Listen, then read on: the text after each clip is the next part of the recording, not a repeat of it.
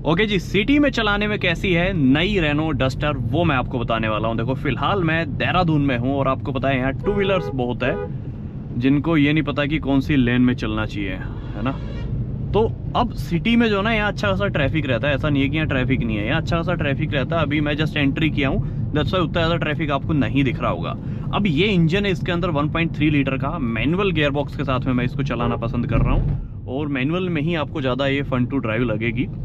तो ये जो इंजन है या फिर ये गियर बॉक्स है, ये ओवरऑल सिटी में कैसा बिहेव करता है, कहीं ऐसा तो नहीं है कि बहुत ज़्यादा डाउन शिफ्टिंग मांगती है गाड़ी, या जो इंजन है वो कहीं वाइब्रेशन करता हो, एनविच लेवल्स वगैरह, वो सारी चीज़ें जो है मैं आपको बताऊंगा।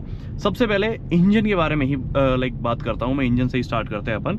देखो 1.3 लीटर का ये वही इंजन है जो आप बोलते हो ना कि मर्सिडीज़ का इंजन, वो मर्सिडीज़ का नहीं, ये बोल सकते हो कि हाँ रेनो, निसान और मर्सिडीज, इन तीनों ने एक तरीके से कोलैब में जो है वो इंजन बनाया था और ये तीनों ही कंपनियां उसको यूज़ करती है। 160 bhp की पावर है। सो अगेन अब देखो जैसे ही मैंने गाड़ी थोड़ी स्लो की तो सेकंड गियर तो आपको शिफ्ट करना ही पड़ेगा। हाँ, जहाँ ब्रेकर वगैरह हैं, जहाँ ज़्यादा ही गाड़ी आपकी स्लो हो गई, मतलब 5-6 के आसपास स्पीड चली गई, वहाँ आपको फर्स्ट गियर भी शिफ्ट करना पड़ सकता है। लेकिन वहीं पे सेगमेंट में कुछ और गाड़ियाँ देखते हो ना, तो वहाँ पे ऐसा होता है कि हाँ सेकंड गियर में भी गाड़ी चली जाती है, तो थोड़ी डाउन शिफ्टिंग तो आपको करनी पड़ेगी। देन दूसरी चीज़ आती है कि ये जो बोनेट है ना, ये पूरा बोनेट दिखता है, तो अगेन कोई नए ड्राइवर भी है या जो लर्नर भी है ना, उनको भी फुल कॉन्फिडेंस रहेगा, उनको पता रहेगा कि उनकी जो गाड़ी है वो कहाँ तक है ना, पूरा जजमेंट लेवल बना रहता है। तो उससे क्या पूरा आइडिया लग जाता है, डायमेंशंस वगैरह में कोई दिक्कत आती नहीं है। अब चाहे कितनी ही बड़ी गाड़ी ये हो, 4.3 मीटर है वैसे तो, बट जितनी बड़ी गाड़ी है ना उतनी ज़्यादा आपको लगेगी नहीं जब आप गाड़ी के अंदर बैठोगे। क्यों? क्योंकि एक तो बोनेट इतना बड़ा है तो आपको समझ में आ जाती है पूरी गाड़ी, तो कहीं ना कहीं वो आपकी जो ड्राइव है ना उसको काफ़ी कंफर्टेबल बना देती है, चाहे फिर आप सिटी में चल रहे हो चाहे हाईवे पे चला रहे हो। एक जो कॉन्फिडेंस है ना वही ज़रूरी होता है। अब देखो बिल्कुल गाड़ी ऑलमोस्ट रुक सी ही गई है, तो फर्स्ट गियर में ही गाड़ी को उठाना पड़ेगा। और कई बार ऐसा होता है गाड़ी बंद भी हो जाती है। जब मैं सुबह गाड़ी को लेके निकला था ना, तो गाड़ी मेरे से बार बार बंद हो रही थी। तो वो ऐसा होता है कि यहाँ स्टार्टिंग में कुछ किलोमीटर्स तक आपके साथ वो चीज़ हो, देखो आसपास से कुछ भी यदि जा रहा है ना पास से, तो ये कैमरा ऑटोमेटिकली एक्टिवेट हो रहा है। अब देखो ये गाड़ी यदि पास में है तो मे बी ये ऑटोमेटिकली कैमरा वगैरह जो है ऑन कर देगा। ये देखो यहाँ पे गाड़ी बिल्कुल इसके सेंसर्स के पास आई, क्योंकि आगे भी 6 पार्किंग सेंसर है, पीछे भी 6 पार्किंग सेंसर है, तो यहाँ पे डिटेक्ट कर लेता है और आपको लाइव व्यू दे देता है। तो ये छोटी छोटी चीज़ों पे ना रेनो ने इतना ध्यान दिया है जो शायद उतना ज़्यादा कोई और ब्रांड होता तो ध्यान नहीं देता। तो इन्होंने ना डस्टर की इमेज को देखो, ऑलरेडी डस्टर की इमेज बहुत अच्छी थी, वो बात अलग है कि बीच में इन्होंने इतने टाइम तक डस्टर का कोई अपडेट नहीं दिया, बट फाइनली जब लेके आए हैं ना तो उससे भी कहीं ना कहीं बेटर जो है इन्होंने प्रोडक्ट बनाया है। और इंजन के बारे में बताऊं आपको स्पेशली, तो इंजन बिल्कुल साइलेंट फील कराता है, स्मूथ फील कराता है, क्लच अच्छी है। आप मैनुअल में भी लेते हो तो सिटी में परेशान नहीं करेगी, क्योंकि ये जो क्लच है ना वो लाइट क्लच है ना, वो स्मूथली जो है वर्क कर रही है, कहीं भी उतना ज़्यादा हार्ड आपको फील नहीं कराएगी। ओके, इंडिकेटर दे लेते हैं, है ना। तो ओवरऑल जो एक्सपीरियंस है ना क्लच का वो भी बहुत बढ़िया है। तो आप यदि प्लान कर रहे हो मैनुअल में लेने का, तो मैनुअल में भी कोई दिक्कत है नहीं। अब देखो मैं गाड़ी को न्यूट्रल करके चला रहा हूँ, क्यों? क्योंकि मेरे को पता है फिर ये लगातार डाउन शिफ्टिंग मांगेगी। अब देखो 5th गियर मैंने डाल दिया। अब देखो गाड़ी बंद हो गई थी, बट जैसे ही आप क्लच दबाओगे ना गाड़ी वापस से स्टार्ट हो जाएगी, और अब मेरे को सेकंड गियर लेना ही पड़ेगा। तो ज़्यादातर इसमें डाउन शिफ्टिंग की प्रॉब्लम है। आप सिटी में चल रहे हो तो सेकंड थर्ड यही गियर्स हैं जिसमें आपकी गाड़ी चलने वाली है। उसके बाद जो गियर शिफ्टिंग है वो स्मूथ है। रेनो की आप काइगर वगैरह चलाते हो तो उनमें जो गियर हैं वो समझ उससे, और इस पे आओगे ना तो आप बोलोगे कि यार ये रेनो नहीं बल्कि मर्सिडीज़ ने ही जैसे बना के रेनो का बेस देके और सेल कर दी हो, क्योंकि इसका जो गियर बॉक्स है वो काफ़ी स्मूथ है।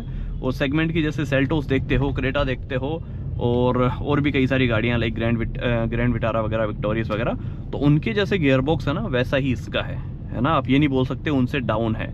रेनो की गाड़ी जरूर है, बट गियर बॉक्स जो अब की बार इनका आई डोंट नो इन्होंने कहाँ से सोर्स किया है, बट यस काफ़ी बढ़िया वर्किंग है। क्लच वगैरह भी बढ़िया है। तो ये छोटी छोटी चीज़ें होती है जो कई बार अपनी ड्राइविंग को जो ना काफ़ी कंफर्टेबल बनाती है। और यदि यही छोटी छोटी चीज़ें कंपनी इसी में ही कॉस्ट कटिंग कर देती तो ना आपको इसको चलाने में मज़ा आता, और देन ले भी लेते तो फिर पैसा वेस्ट ही जाता। तो अब की बार ओवरऑल बढ़िया ही काम किया इन्होंने। सस्पेंशन वाइज गाड़ी अच्छी है, चाहे आप सिटी में चल रहे हो, हाईवे पे चल रहे हो, तो ओवरऑल सस्पेंशन भी जो है बढ़िया है इसके। यदि आप कई बार स्पीड में ब्रेकर भी लाइक जंप करा देते हो तो गाड़ी बाउंस नहीं करती, तो ये एक बेस्ट पार्ट है। और इसमें जो ना 7 स्पीड का DCT नहीं आता, 6 स्पीड का DCT आता है। तो मैं आपको रिकमेंड करूंगा कि यदि बहुत ज़्यादा ऐसी अर्जेंट नहीं है ना कि ऑटोमेटिक लेना है, तो आप ये मैनुअल उठाओ, क्योंकि इसमें भी 6 ही गियर है, उसमें भी 6 ही गियर है। यदि उसमें 7 गियर होते तो समझ आता है कि हाँ यार DCT का कोई सेंस है लेने का, बट अभी मेरे को उतना कोई सेंस दिख नहीं रहा लेने का लाइक DCT। रिकमेंड करूँगा कि एक बार मैनुअल को भी ड्राइव करके देखना, है ना। यदि मैनुअल पे हाथ साफ नहीं है तो बात अलग है कि आपने DCT उठा लिया। अब इसके सेंसर जो ना हेल्प तो करते हैं यार। अभी ट्यून सुनो, जब बिल्कुल रेड हो जाता है ना तो ये ट्यून करती है, ये देखो। इससे आपको पता चलता है, ये एक अलग सी ही जो है लाइक ट्यून निकल के आती है, जिससे आपको आइडिया लग जाता है कि अब ऑब्जेक्ट आगे की तरफ क्लोज है, अब साइड में क्लोज है, अब पीछे क्लोज है। तो वो पूरा अलग अलग लाइक स्पीकर्स में पूरा 3D सिस्टम दे रखा है, जिससे पता चलता है आपको कि किधर जो है आपकी गाड़ी लगने वाली है या फिर किधर ऑब्जेक्ट क्लोज है। तो बहुत सारी माइनर डिटेल्स पे इन्होंने जो ना फोकस किया है। तो मज़ा तो आएगा यार यदि आप इस गाड़ी को लेते हो ना, चाहे मैनुअल में ले लेना चाहे DCT के साथ ले लेना, but you will enjoy the drive. मज़ा आएगा आपको चलाने में। स्टीयरिंग इसका बढ़िया है। अभी मैं कंफर्ट मोड में चल रहा हूँ। यदि इको में डाल दूंगा ना मैं इस गाड़ी को, सपोज मैंने इको में डाल दी, तो ये स्टीयरिंग जो है ना देखो और ज़्यादा लाइट हो गया। इको में डालते ही गाड़ी का जो स्टीयरिंग है वो और भी ज़्यादा लाइट हो जाता है, और फिर आपकी ड्राइव और भी ज़्यादा कंफर्टेबल हो जाती है।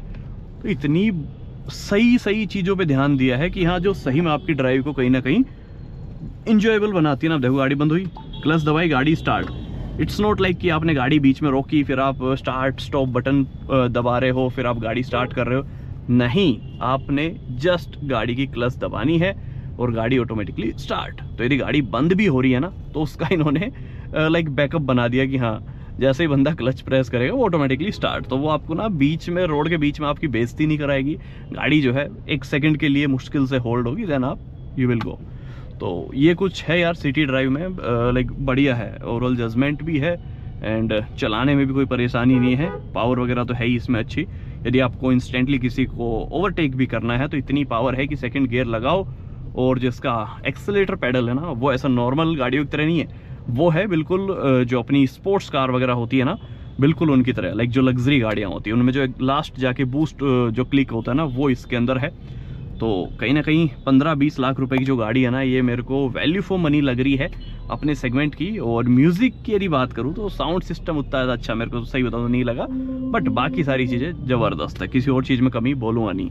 प्लास्टिक क्वालिटी यदि मैं बोलूँ तो ठीक है, रेनो के हिसाब से थोड़ी बेटर ही है, वरना जो है बाकी गाड़ियों में देखोगे इनके तो वहाँ तो और भी लाइक बुरे हाल है इनके प्लास्टिक क्वालिटी की। बट यहाँ पे सब कुछ इन्होंने इतना ध्यान से किया है कि जो सामने वाला बंदा ना, वो 1% भी डिसपॉइंट नहीं होना चाहिए। यदि मैं इस गाड़ी को किसी random customer like old duster customer को दे दूँ ना, खुश हो जाएगा और बंदा यही बोलेगा कि भाई यही लेनी है। तो देखो पीछे ट्रैफिक था बहुत सारा, तो वहाँ पे जितनी बात की अपन ने की, अब वापस से थोड़ा सा खुला रोड में भी मिल जाए, है ना, क्योंकि ऑलरेडी इतना ट्रैफिक था कि अपन चल ही नहीं पाए, सिर्फ बातें ही बना रहे थे। अब थोड़ा मैं रेव करके भी देख लेता हूँ। तो ये देखो उठती है यार गाड़ी, फील होती है आपको आगे से ऐसे उठती हुई, है ना। तो पावर तो है। हॉर्न भी मेरे को अच्छा लगा इसका, ये देखो, है ना। सो ऐसा है कि यदि पावर के मामले में देखते हो तो वहां पे भी एक अलग ही कॉन्फिडेंस ये गाड़ी ऐड कर देती है। देखो जो हैंडलिंग है इसकी, या फिर बोलो जो एक्सेलरेशन है, वो काफ़ी सही है।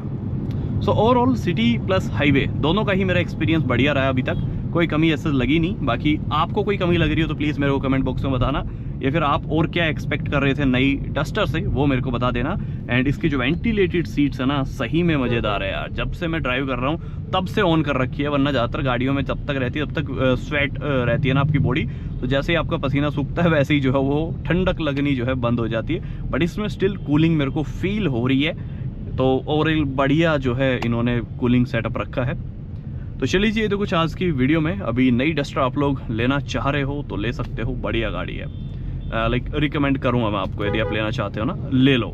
बहुत सारे लोग डरते हैं कि यार रीसेल वैल्यू मिले ना मिले, बट मैं बोल रहा हूँ आप गाड़ी लो तो सही, जो गाड़ी बिकती है ना उसकी रीसेल मिलती है। और इस गाड़ी को देख लेना आप लोग, अच्छे खासे नंबर जो है लेके आएगी, क्योंकि कोई कमी नहीं छोड़ी ना। जो चीज़ हमें चाहिए वो सब कुछ तो मिल ही रहा है, तो अच्छी खासी जो है सेल्स इसकी होनी है। आप भी बुक करा लेना या फिर ले लेना, कोई दिक्कत नहीं है, रीसेल की कोई दिक्कत आएगी नहीं, क्योंकि जो गाड़ियाँ बिकती है उसी की डिमांड रहती है मार्केट में। और ये गाड़ी यदि बिकती है तो कल को यदि बेचना भी चाहो तो इसकी डिमांड रहेगी मार्केट में, और आप इजीली जो है इसको बढ़िया रेट्स पे निकाल सकते हो। चलिए जी, ये तो कुछ आज की वीडियो में। अभी प्राइस वगैरह आपको यदि देखना तो यहाँ पे देख लो, बाकी मिलते हैं नेक्स्ट वीडियो में। तब तक के लिए जय Hind, Vande Mataram, love you guys.